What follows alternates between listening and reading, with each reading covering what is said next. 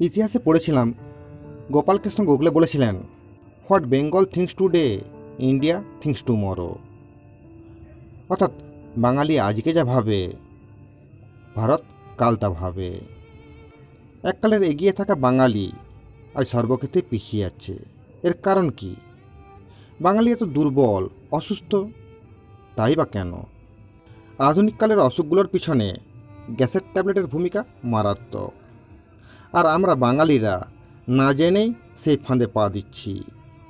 আর প্রতি মাসে বাঙালির পকেট থেকে ঔষধ বাবদ খরচা বেরিয়ে যাচ্ছে বেশ কয়েক হাজার টাকা। কিভাবে? বাঙালির প্রতি ঘরে সুগার, প্রেশার, কোলেস্টেরল, হার্টের অসুখ, স্ট্রোক আর কিডনির অসুখ। প্রায় সব মায়েদের, মেয়েদের শরীরে রক্ত কম, অ্যানিমিয়া।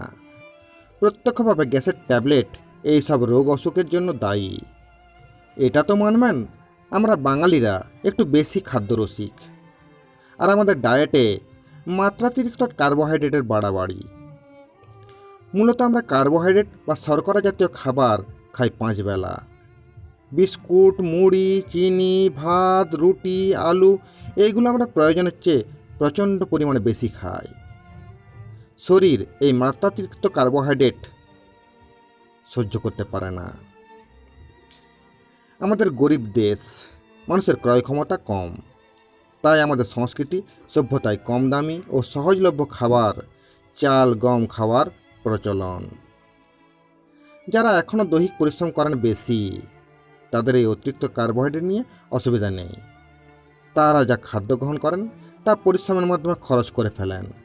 তাই এখনও গরিব পরিশ্রমী জনসাধারণের সুগার, প্রেশার, কোলেস্টেরল জাতীয় অসুখ কম। মুশকিল হলো মধ্যবিত্ত বাঙালিকে নিয়ে। তাদের ক্রয় ক্ষমতা কিছুটা বেশি এবং তারা মাসের বাজেটের একটা বড় অংশ খরচ করেন খাবারের পিছনে।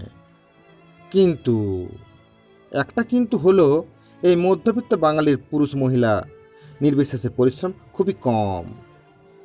তারা যেটুকু খাবার গ্রহণ করেন তার 3 ভাগের 1 ভাগও পরিশ্রম করেন না। ফলে শরীরে খাবারের অতিরিক্ত অংশ জমতে থাকে। পেটে, চামড়ার নিচে, লিভারের ভেতরে, হার্টের শিরা ও ধমনির ভেতরে, ব্রেনের ধমনির ভেতরে জমতে থাকে খাবারের খরচ না হওয়া অংশ। ফ্যাট বা চর্বি হিসাবে খাবারের এই উচ্ছিষ্টাংশ জমতে থাকে। ফলে আমাদের শরীর ধীরে ধীরে ডাস্টবিনে পরিণত হয়। শরীরের বিভিন্ন অংশে ফ্যাট, চর্বি, কোলেস্টেরল জমতে জমতে শরীরের বিভিন্ন অংশে রক্ত চলাচল বন্ধ হওয়ার উপক্রম হয়। এর ফলে হার্ট অ্যাটাক, স্ট্রোক, নার্ভের অসুখে আক্রান্ত হই আমরা। লিভারে চর্বি জমতে জমতে লিভার আক্রান্ত হয়, ফ্যাটি লিভার নামে অসুখে পরিণত হয়। লিভারের কোষগুলোর তখন হাঁসফাঁস অবস্থা। শরীরে বদহজম, গ্যাস, অ্যাসিডিটি হতে থাকে লিভারে জমা অতিরিক্ত চর্বির কারণে। শরীর সিগন্যাল দেয় যে শরীরে প্রচুর অতিরিক্ত খাবার জমে গেছে, এখন খাবার বন্ধ রাখো বা খাবার কমাও। বিশেষত চাল, গম, আটা, ময়দা, আলু, চিনি থেকে তৈরি খাবার। শরীর বলতে চায় শরীরের ভেতরটা ডাস্টবিন হয়ে গেছে, এই অতিরিক্ত খাবার আগে খরচ হোক, শরীরের চর্বি কমুক, তারপর আবার খাওয়া যাবে, এখন রেহাই দাও। এরই ফলস্বরূপ শরীরে গ্যাস, অ্যাসিড, বদহজম এগুলোই শরীরের সিগন্যাল। উচিত অর্থে এই সময়ে আমাদের খাবার কমানো উচিত, বিশেষত কার্বোহাইড্রেট জাতীয় খাবার। এরকম হলে 1 বেলা 2 বেলা খাবার বন্ধ রাখা যায়। কিন্তু না, আমরা বাঙালিরা 1.5 চালাক জাতি। আমাদের গ্যাস হলে আমরা গ্যাসের ট্যাবলেট, হজমি গুলি ইত্যাদি খেয়ে কৃত্রিমভাবে আবারও ক্ষুধা বাড়াবো এবং আবার খাবো। মধ্যবিত্ত বাঙালির এখন ক্রয় ক্ষমতা বাড়লেও আমরা ঘুরে ফিরে সেই চাল, গম, আটা, ময়দা, আলু, চিনি ইত্যাদিতে তৈরি খাবারই খাবো। এদিকে আমাদের শারীরিক পরিশ্রম এখন মাত্রাতিরিক্ত কম। আমরা এখন আর হাঁটি না, দৌড়াই না, সাঁতার কাটি না, এমনকি এখন আমরা আর কল টেনে চান করি না, সুইচ টিপে চান করি। এই কিছুদিন আগেও খেলাধুলো ছিল, হেঁটে হেঁটে আত্মীয় বাড়ি যাওয়া ছিল, হেঁটে হেঁটে হাটে যাওয়া ছিল, এখন সব হারিয়ে গিয়েছে। আর অন্যদিকে আমাদের খাওয়া বেড়ে গেছে। আমাদের খাওয়া দাওয়া পাল্টাতে হবে, পাতে স্যালাড সবজি বাড়াতে হবে, কার্বোহাইড্রেট জাতীয় খাবার অর্থাৎ চাল গম আলু চিনি কমাতে হবে, নচেত বাঙালির রক্ষা নেই। কারি কারি ওষুধ খেয়েই বাঁচতে হবে আমাদের, যদি না আমরা খাদ্যাভ্যাস পাল্টাই। আমরা প্রোটিন কম খাই, বেশি খাই কার্বোহাইড্রেট, তাই ডিম মাছ একটু বাড়াতে হবে, চাল গম খেতে হবে যত সামান্য। গ্যাসের ট্যাবলেট খেয়ে ক্ষুধা বাড়াবেন না, তাতে শরীরে চর্বি বাড়ে। চর্বি বাড়লে রক্তে সুগারও বাড়বে, একদিন বাড়বে রক্তচাপ কোলেস্টেরল, আর তারপরেই আসবে হার্টের অসুখ, স্ট্রোক, কিডনির অসুখ, ফ্যাটি লিভার ইত্যাদি। গ্যাসের ট্যাবলেট হজমি বড়ি আপনাকে সাময়িক স্বস্তি দেয় বটে, কিন্তু আখেরে আরও বেশি চর্বি জমে।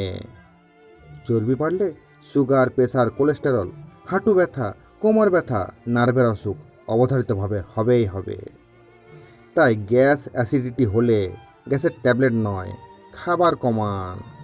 অন্যদিকে গ্যাসের ট্যাবলেট খাওয়ার পরে আমাদের পরিপাকতন্ত্র কখনো কখনো এতটাই শুকিয়ে ওঠে যা আমাদের অতি প্রয়োজনীয় ভিটামিন মিনারেলস আর পরিপাক নালী থেকে শরীরের ভিতরে শোষিত হতে পারে না।